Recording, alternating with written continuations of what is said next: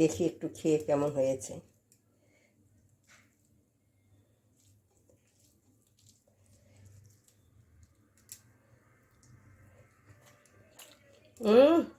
দারুণ দারুণ হয়েছে খেতে।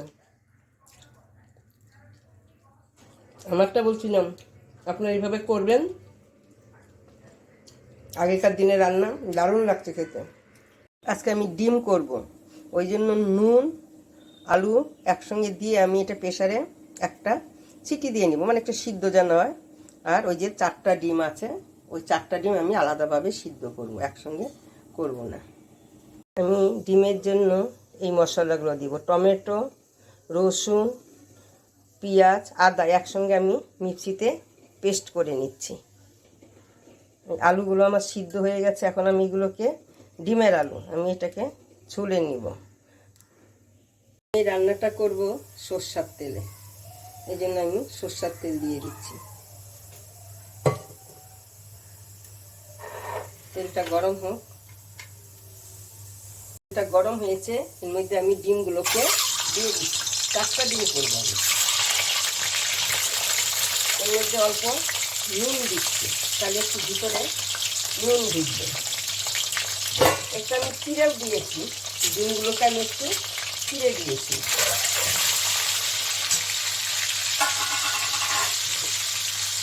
এখন এর মধ্যে আমি একটু লাল লঙ্কার গুঁড়ো আর একটু হলুদ দিয়ে দিচ্ছি।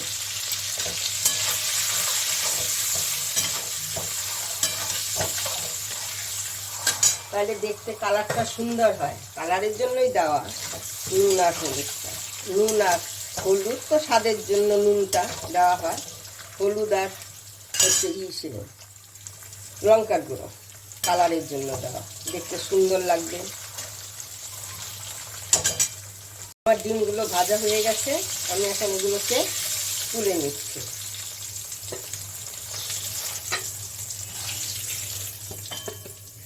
এখন এর মধ্যে আমি পেঁয়াজ ফোড়ন দিব। প্রতিদিন তো একরকমভাবে রান্না করি, আজকে একটু অন্য ধরনের রান্না করছি আমি।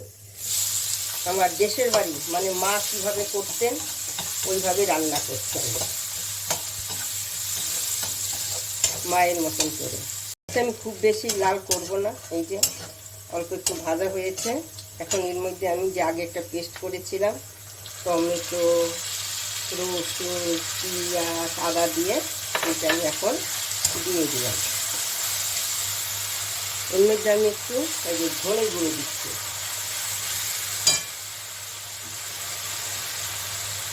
অল্প জিরার গুঁড়ো দিচ্ছি,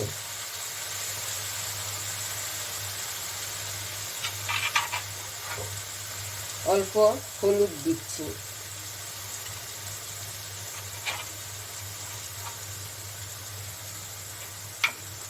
এখন এগুলোকে আমি একটু নাড়িয়ে নিই। আমি কিন্তু এখনো লঙ্কা দিইনি। এর মধ্যে আমি কয়েকটা কাঁচা লঙ্কা দিচ্ছি। মা রান্না করতেন শুকনো লঙ্কা বেটে, কিন্তু আমি শুকনো লঙ্কা বেটেছি, কাশ্মীরি লঙ্কা দিব। এখনকার দিনে তো শুকনো লঙ্কা দিলে ছেলে মেয়েরা খেতে চায় না, ওই জন্য আমি অল্প কাশ্মীরি লঙ্কার গুঁড়ো দিচ্ছি, কালারটা ভালো হবে ওই জন্য।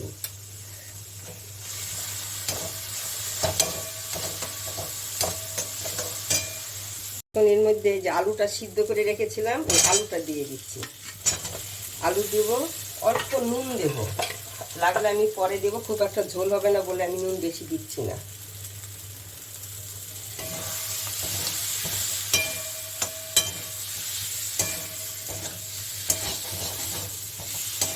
এখন এখানে আমি জল দিয়ে দেব।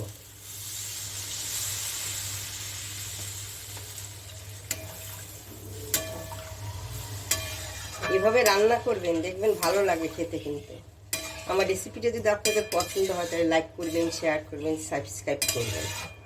আলু দিয়ে এইভাবে রান্না করবেন ডিমের কারি, দেখবেন দারুণ লাগে খেতে।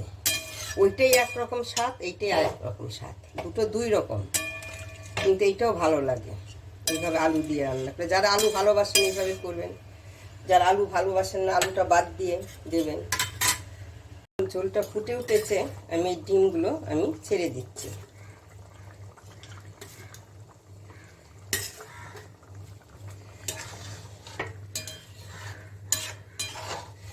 আর একটু ফুটতে দিব, কেন আলুগুলো তো সিদ্ধ করাই আছে, কোনো ব্যাপারই নেই, আলু তো সিদ্ধই।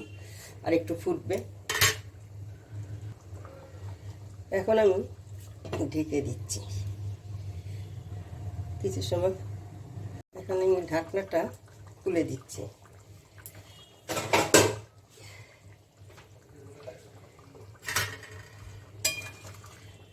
এই যে দেখুন এরকম হয়েছে। দেখি নুনটা কেমন হয়েছে।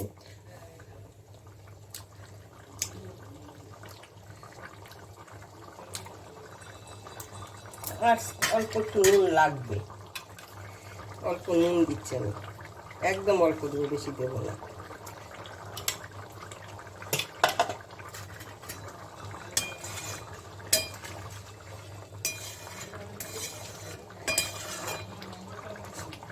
এখন আমি কয়েকটা এখানে ধনে পাতা দিয়ে দিচ্ছি।